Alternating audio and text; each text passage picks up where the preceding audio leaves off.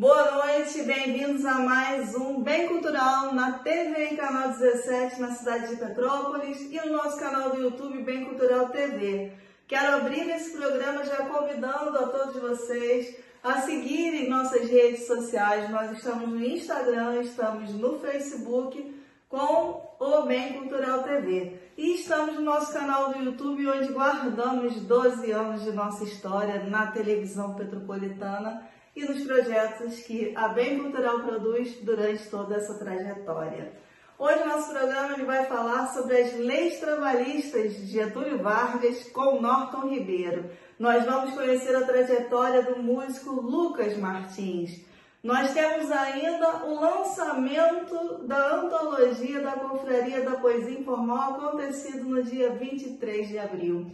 Nós temos o livro Mulheres, de Eduardo Galeano, com a nossa querida Marina Branquinho. Nós temos drink com Bruno Patrício e temos dica também de cuidados com o corpo com Luiz Almeida. Segue aí nosso programa com a gente.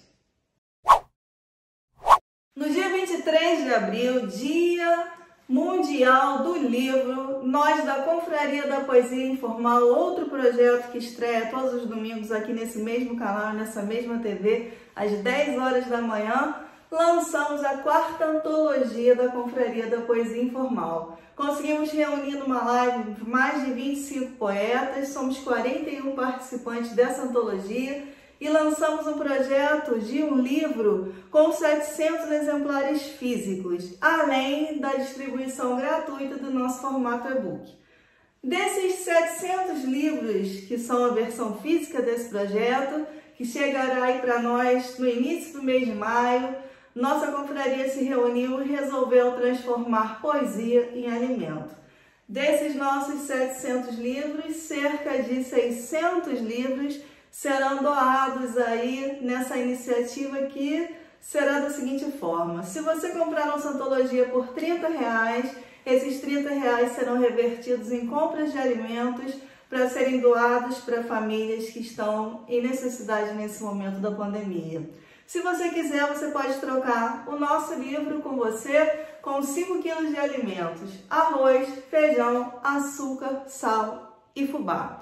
E assim a gente pretende reunir mais de 3.000 quilos de alimentos distribuídos pelos poetas do nosso Brasil para essas famílias e vamos mostrar esse projeto todinho nas redes sociais da Confraria da Poesia Informal, que também estão no Instagram e no Facebook. Gente, um dia nossos pais, quando a gente era pequeno, falavam: eu quero ser poeta quando eu crescer, falavam pra gente: mas poesia não enche barriga? Agora a gente quer provar que enche sim.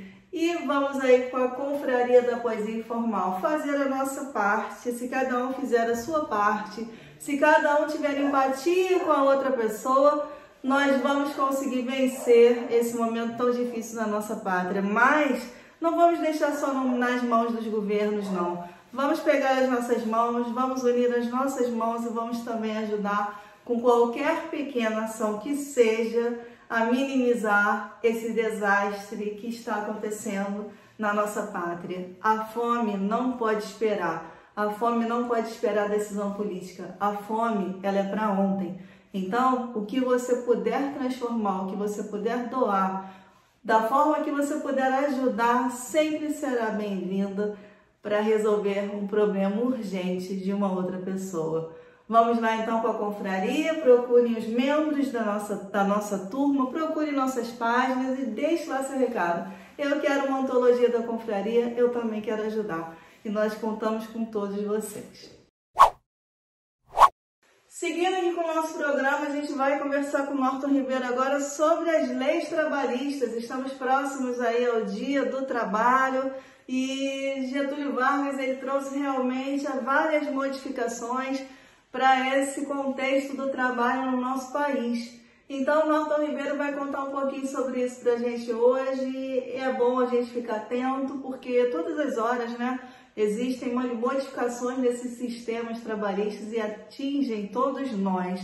Vamos parar de achar que isso é para outra pessoa resolver, outra pessoa entender, que as pessoas tomam as decisões delas lá em Brasília e que a gente não está envolvido. Pelo contrário, a gente está envolvido e nós é que sofremos as consequências se a gente não brigar juntos pelos nossos melhores sistemas de trabalho, pelas melhores leis trabalhistas do nosso país. Norton Ribeiro.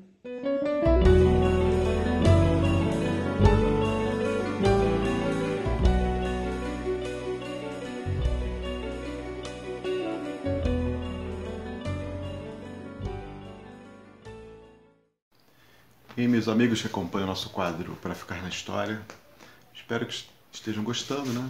Quem quiser dar um feedback, alguma sugestão, opinião, crítica, fiquem à vontade, né? Então, hoje eu vou trazer para vocês uma reflexão, né, sobre uma data muito importante, que é o 1º de maio, né? Estamos aí chegando nessa data que é comemorada no mundo inteiro. O 1º de maio, que é chamado Dia do Trabalho, o Dia do Trabalhador, Festa do Trabalhador, né? E é feriado, assim, em nível internacional. A gente sabe que o 1º de maio, essa data, ela foi criada a partir de uma greve, né, que ocorreu nos Estados Unidos em 1886, em Chicago, e aí houve um massacre dos trabalhadores, e a partir dali, todo 1º de maio havia uma reflexão, né, e manifestações em prol do mundo do trabalho. Mas a gente vai falar especificamente aqui de um período chamado o Estado Novo, né, quando Getúlio Vargas ele instituiu a sua ditadura, né, a partir de 37 até 45. E nesse período ele criou o que a gente chama de trabalhismo, né? Mas não é esse trabalhismo que o pessoal fala de hoje, desse PTB, essa coisa horrenda, não, né? O PTB daquela época, logo depois criado pelo próprio Getúlio, né, o Partido Trabalhista Brasileiro, tinha outro viés, né? Embora também tinha suas características do populismo e tal, mas era a intenção do Vargas, a partir do Estado Novo, né, e dessa criação desse trabalhismo, como chamou a historiadora Ângela de Castro Gomes, era se aproximar da classe trabalhadora e fazer uma espécie de acordo, um pacto com essa classe trabalhadora, né? O Vargas, desde 1930, ele vinha se aproximando, né, criando algumas leis próximas aos trabalhadores, e a intenção dele era que não houvesse o conflito, né, de classe. Então, a partir daí, ele começou a articular uma série de questões, né? Ele chamou essa classe trabalhadora, tá? Porque a intenção dele era que ela fosse parceira do governo e que ele extinguisse esses conflitos, né, de manifestações, de greves e os conflitos de classes que são normais no capitalismo, mas na ótica varguista, né, isso deveria ser extinto, porque ele queria exaltar esse trabalhador para que ele se tornasse parceiro do governo e deixasse de lado os embates, né, maiores. Claro que vários grupos mais articulados, né, de trabalhadores ligados a outros campos políticos não aceitaram, continuaram fazendo oposição, né? Mas de fato Vargas se tornou esse símbolo, né, o chamado pai dos pobres, e na época alguns chamavam que era o pai dos pobres ou a mãe dos ricos, né? Bom, o 1º de maio para o Vargas foi uma sacada muito importante, né, já que ele, todo o 1º de maio, ele fazia um grande discurso no estado de São Januário, né? Aí o estádio ficava completamente lotado, e ele começava com a famosa frase, né, trabalhadores do Brasil. Quer dizer, ele chamava de trabalhadores, né? Claro que a vagabundagem nessa época, o malandro, né, era perseguido porque ele não era trabalhador, né? Mas ele não tinha culpa se a questão social o excluía. Enfim, então Vargas, ele adotando várias medidas, né, instituição do salário mínimo, da justiça do trabalho, oficialização dos sindicatos, né? Ele exatamente queria trazer para sua órbita esse trabalhador e perseguir aquele que não aceitava essas regras do jogo, né? Então ele associou as questões, os direitos sociais, né? Ele associou a questão da cidadania, não os direitos políticos, né? Percebeu? Então, no 1º de maio, Vargas sempre fazia esse discurso, né? O povo brasileiro ficava atento, né, através da rádio, E, assim, ele acabou conquistando, né, grande parte dessa classe trabalhadora, né? No 1º de maio, ele instituiu a Justiça do Trabalho, né, a partir de 1939. Foi decretado oficialmente o salário mínimo, né, no 1º de maio, já no início dos anos 40. Também no 1º de maio de 1943, ele cria a Consolidação das Leis do Trabalho, a famosa CLT, que rege o nosso mundo do trabalho até hoje, das empresas, né, principalmente do ramo privado, né. Então a CLT foi uma coisa tão poderosa que até hoje a gente é regido por ela, né, no mundo do trabalho. E, quer dizer, há várias tentativas aí de mexer na CLT, né, a gente tem que ficar de olho, esses projetos já chegaram no Congresso várias vezes, né, e há um certo receio de que a gente deixe essa era Vargas para trás e retorne à escravidão, que era, né, o período quando não havia as leis do trabalho. Então, o Vargas, na sua grande estratégia de estadista, né, ele conseguiu cooptar toda essa classe trabalhadora, né, mas na sua intenção de dirimir os conflitos políticos, né, ele não pretendia que houvesse esse embate e por reivindicações maiores da classe trabalhadora. Então, esse 1º de maio se consolida de uma forma extremamente relevante no período 39 a 45, né, quando o Vargas está em pleno governo da sua ditadura, do Estado Novo, e além disso ele ainda cria uma série de símbolos que serão importantes para sustentar essa sua visão política. Bem, meus amigos, eu indico aqui um livro muito bom, né, sobre esse assunto, essa questão toda, Cidadania e Direitos do Trabalho. Na verdade, isso aqui é uma versão, né, bem fininha, diminuta, do famoso livro A Invenção do Trabalhismo, da autora Ângela de Castro Gomes, tá? Então, até a próxima e não se esqueçam, história, né, para ser estudada, porque o brasileiro tem memória, tá? Valeu!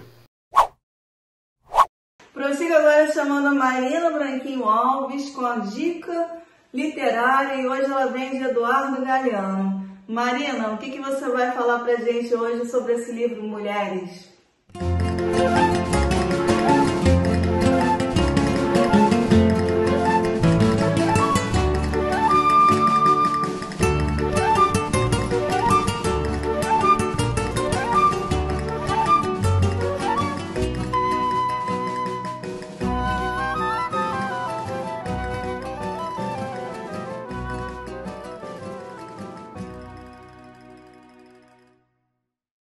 Oi, Catarina. Oi, Bem Cultural, pessoal do Legal de Ler. Eu acabei de ler um livro chamado Mulheres, do Eduardo Galeano. E eu tô aqui com as informações fresquinhas sobre o livro para vocês. Eu quis logo trazer como dica, porque o livro é pequenininho, embora tenha 176 páginas. Mas o Galeano, com seu jeito bem peculiar de escrever, relata em cada página uma rica e imaginária reunião acerca de mulheres latino-americanas, com seus trejeitos, com as suas culturas e fazendo uma justíssima homenagem a cada uma delas. São mulheres anônimas e famosas, mulheres simples ou nem tanto. Uma justa e merecida homenagem em cada página dessa obra do Eduardo Galeano. Essa obra, como eu disse ainda há pouco, ela tem 176 páginas, mas você lê num minuto. É um livro pequeno e essas páginas, bem escritas por ele, livro da editora LPM, é uma antologia que reúne alguns textos publicados em alguns livros já escritos por esse autor. Ele vai trazer para cada uma de nós uma reflexão sobre tudo que nós mulheres estamos sofrendo na história, no tempo e no espaço, por vários motivos. Com seu modo habitual de manejar as palavras, o escritor cria um discurso poético, no sentido amplo desse termo, poético mesmo. Ele produz uma obra que ele mesmo definiu como sendo ficção uruguaia, crônicas. O livro é composto de pequenos textos que são desligados um do outro, tanto do que se diz respeito às personagens específicas, quanto nas questões de tempo ou do espaço em que essas personagens estão vivendo. Esse autor foi muito perfeito quando ele nos relata pequenas histórias dessas mulheres, que são índias, que são negras, que são pobres ou que são notáveis ao longo da conquista do território americano. Aqueles maléficos a que nos submetemos, cada uma de nós, para nos adaptarmos aos padrões de beleza e de moda. Os ardis do poder para queimar vivas as protegidas mulheres chamadas de bruxas, solteiras viúvas com posses, criando para elas um poder que em verdade elas nunca tiveram, que era o de fazer bruxarias. O autor circula pelas Américas, contando as histórias femininas daqui. Passa, inclusive, aqui no Brasil, nos Estados Unidos, no Canadá. E se não bastasse isso, ele viaja também no tempo. Nesse longo espaço geográfico e cronológico, ele retira suas personagens dispersas e traz, com suas atrozes histórias, mulheres que, à vista de seus filhos, têm suas línguas arrancadas, são espancadas, são violentadas e ainda de forma insultuosa são taxadas de prostitutas, de fáceis. São amarradas aos cavalos e arrastadas pelas ruas das cidades em que os europeus ocupam cargos mandatários. Há daquelas que, à frente de gigantescas fogueiras, percebem-se como alimento para o fogo. Lenha, apenas lenha. Há de mulheres como, por exemplo, a de Rita Worth e Mary Morrow, a Vênus platinada, que se veem fabricadas de tal maneira que não conseguem mais sair da engrenagem que elas estão envolvidas e se arrastam e as comprimem para o martírio da solidão, da incessante busca da aprovação por parte das massas, de que somos mulheres e que somos livres. Até mesmo daquelas matronas, bem casadas, bem nutridas, que foram feitas para servir ao pai. Matronas. Aos irmãos elas também serviam e depois ao marido. E estes são seus desfiles pela história. Pode-se dizer que esse livro do Galiano, por reunir histórias em cujas tramas estamos nós mulheres e sempre com a mesma temática, é na verdade uma narrativa muito ampla para um livro poético, cuja única personagem é a mulher. Como quer dizer, trago comigo todas as mulheres, todas as idades, ou todas as vidas dentro de mim, na minha vida. Como participantes atuantes da história, estamos aí, generalizadas por sermos todas ao longo do tempo e do espaço vítimas, como participantes da ficção que o Galiano coloca tão bem no seu livro. Cada uma se individualiza pelos seus diferentes atos e pela forma com que elas foram moldadas. Não pelo conteúdo dessa imolação, mas pela forma como foram moldadas. Conta-nos isso o uruguaio. Conta-nos também essa história do silêncio e do descaso em que a história nos relegou. A mesma história que, ao dizer que Berlotte tem uma vitória em cada página. Quem cozinhava os banquetes da vitória? Ou seja, o poder nunca contou a escura história das mais obscuras sobre nós mulheres. Eduardo, com o seu livro Mulheres, coloca à nossa frente uma grande linha do tempo que se estende como um mosaico a marcar o percurso da opressão, da tirania, do patriarcado contra nós. Figuras frágeis, porque culturalmente nos quiseram e nos fizeram assim. Ou seja, mulheres totalmente abafadas no decorrer da história. Cabe a nós mudar isso. Já começamos, não podemos parar nunca mais. Tá aí a dica. Um beijo carinhoso pro pessoal do Legal de Ler, pro Bem Cultural, para você, Catarina.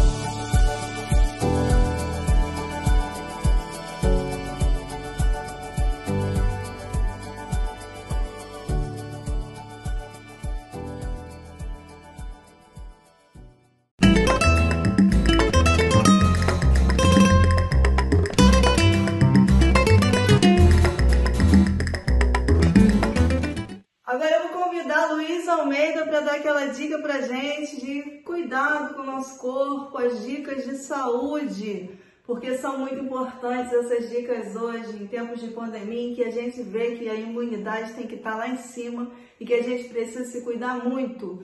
Então, com destinos saudáveis, Luiz Almeida com a dica de hoje.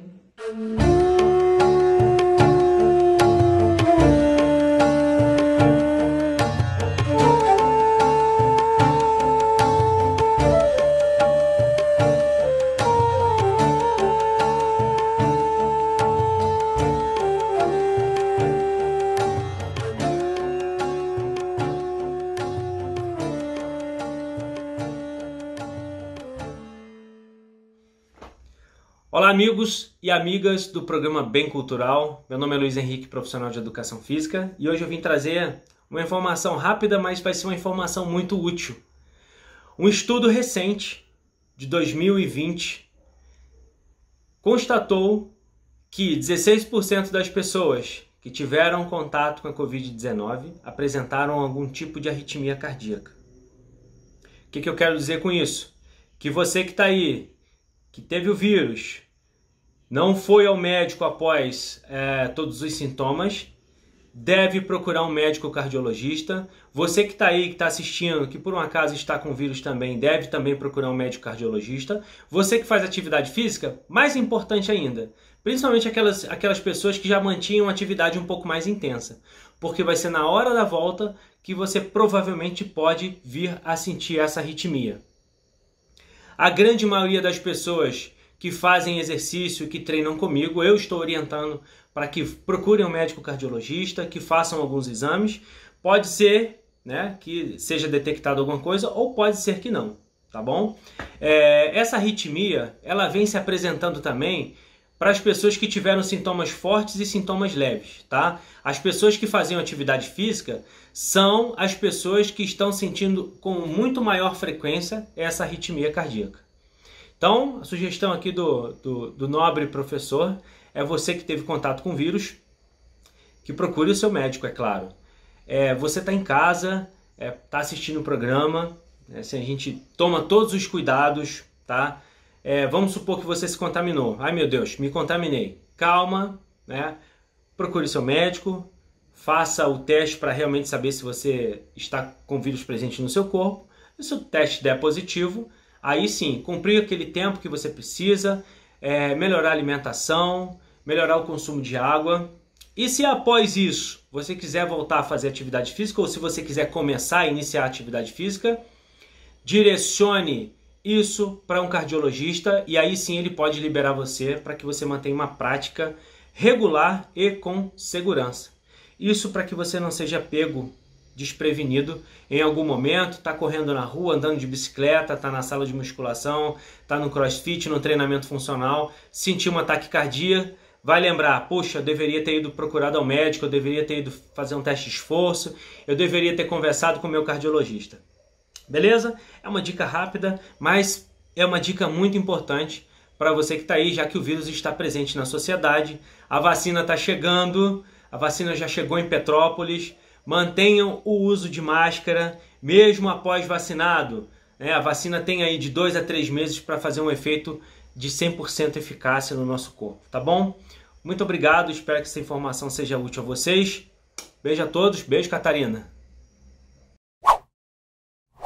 Agora eu vou chamar o meu bartender preferido e único, bartender residente desse programa maravilhoso, Bruno Patrício. Bruno, qual é o drink que você vai apresentar pra gente hoje, que eu já quero aprender pro final de semana, para dar aquela relaxada, porque mesmo ficando em casa, a gente pode relaxar, né, gente? Então, Bruno, conta a novidade aí pra gente. O que você vai ensinar hoje?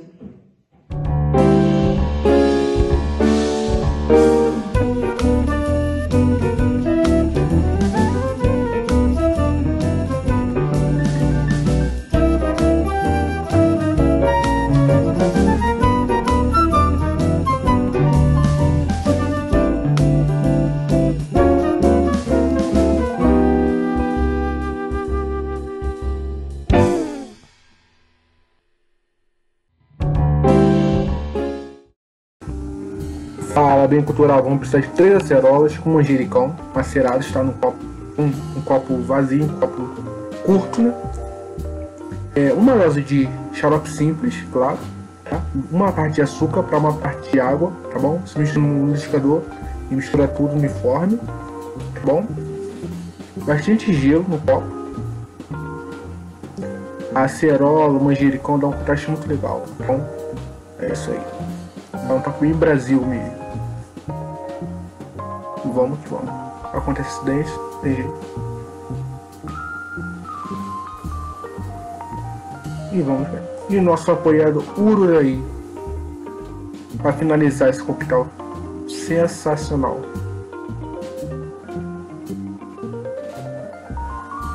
É uma caipirinha de acerola com manjericão, com Ururaí. Na verdade é uma caipijinha, assim dizendo.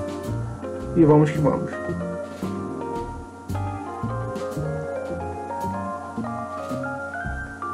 Para finalizar, um topinho de manjericão, que eu adoro manjericão. E vamos lá. Perfeito. Tamo junto, muito bem, cultural. Por aí, tamo junto. É isso aí. Valeu, gente.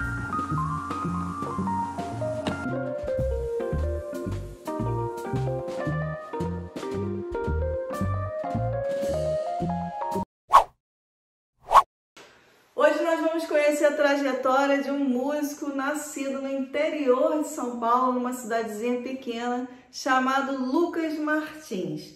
Lucas Martins trouxe pra gente realmente uma trajetória. E ele termina essa nossa entrevista de hoje, que vou até deixar aí para terminar o programa, já vou me despedir agora e também vou ficar assistindo o Lucas Martins, com um instrumento que eu já vi em algumas cidades onde já tive a oportunidade de visitar. Eu que gosto muito de viagens, eu já vi isso em outros países. Mas aqui no nosso Brasil eu ainda não tinha assistido uma apresentação com esse instrumento que ele vai terminar esse programa de hoje. Mas é assim, de uma sonoridade incrível, ele vai fazer a explicação desse instrumento diferenciado de percussão e nós vamos conhecer, através dessa parceria com a Mara Música, mais um músico do nosso Brasil. Lucas Martins, bem-vindo e fique aí terminando com a gente esse nosso Bem Cultural de hoje. Meu encontro com as pessoas, com o nosso público vai ser na semana que vem. Não se esqueçam de seguir as redes da Bem Cultural TV, estamos no Instagram, estamos no Facebook.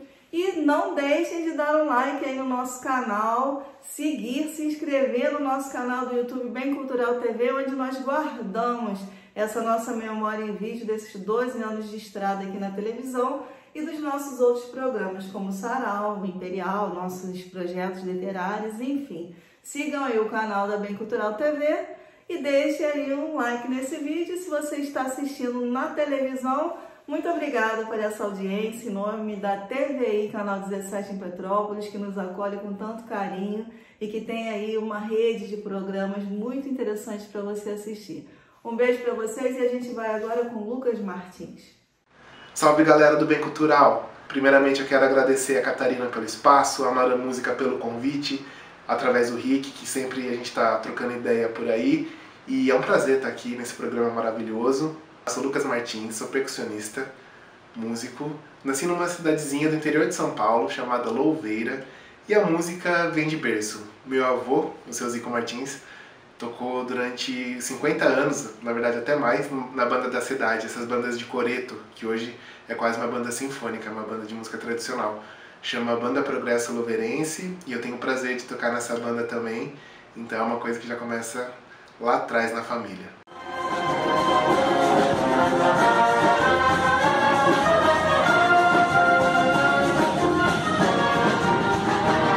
Eu estudei percussão popular na MESP Tom Jobim, com vários mestres, como Guelo, Auricolares, Dom Machado, enfim. E desde então venho atuando como instrumentista.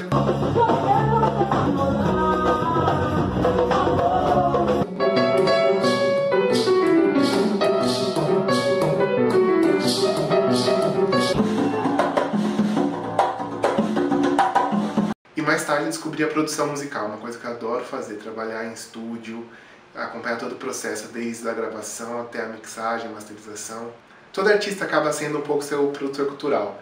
Eu não sou diferente disso, entrei nesse ramo e sempre busco aperfeiçoar, abrir minha própria produtora e trabalho com eventos voltados à cultura negra.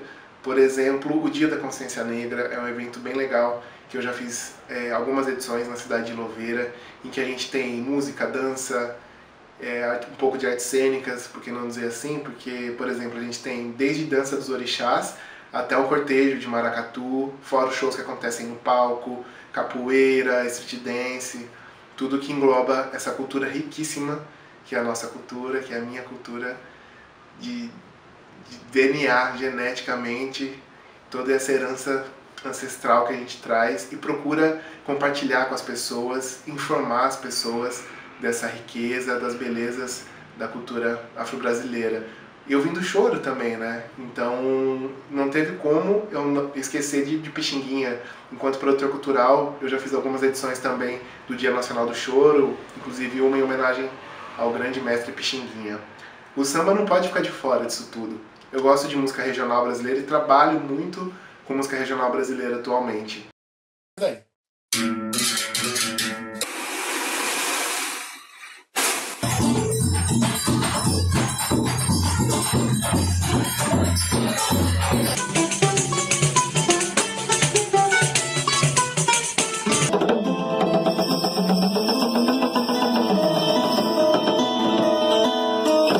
Tem grupo de samba, inclusive, que chama Bumbo do Japi, é um trabalho autoral lindo que eu tive o prazer de produzir esse disco.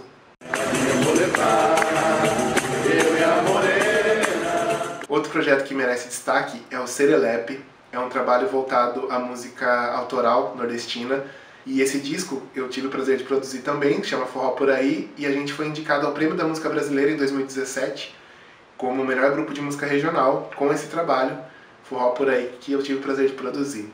Então, sem dúvida, a música regional brasileira também divide muito esse espaço no meu trabalho, junto com a música afro-brasileira, que na verdade as duas se confundem, né?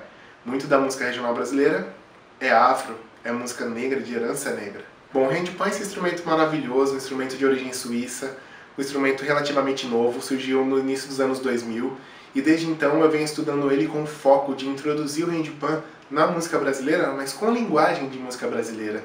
É tocar samba, é tocar shot, frevo, barravento, jongo, tudo isso no handpan. Desde quando eu comecei esses estudos, essas pesquisas, eu fui buscar na raiz as misturas. Então o que aconteceu? Eu já misturei o handpan com os povos originários da tribo de Aracruz, no Espírito Santo.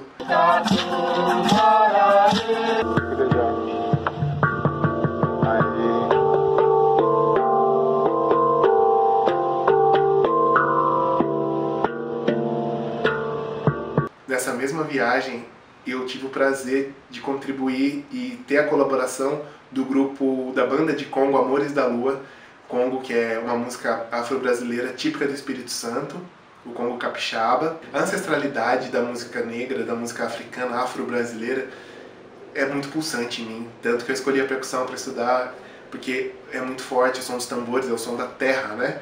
É muito chão, é organicidade, o ritmo, o pulsar do coração. E o handpan, apesar de ser um instrumento melódico, doce, ele tem muita a parte percussiva muito aflorada. Então eu peguei e propus essa mistura para ver como soaria, e prontamente esse grupo de maracatu chamado Tambores de Inquice, liderados pelo mestre Kleber Moura, topou fazer essa experiência. E a gente misturou, então eu sempre falo que são as flores e os tambores, né? Então é a doçura ali do handpan com o som do trovão, poderoso das alfaias. O grupo Tambores de Inquice, eles tocam maracatu de baque virado e são apadrinhados da nação Porto Rico. Então tem todo esse sotaque que vem da música nagô, né? Muito rica. Foi uma experiência sensacional e a gente quer compartilhar com vocês, e é essa música que vocês vão ouvir aqui no programa.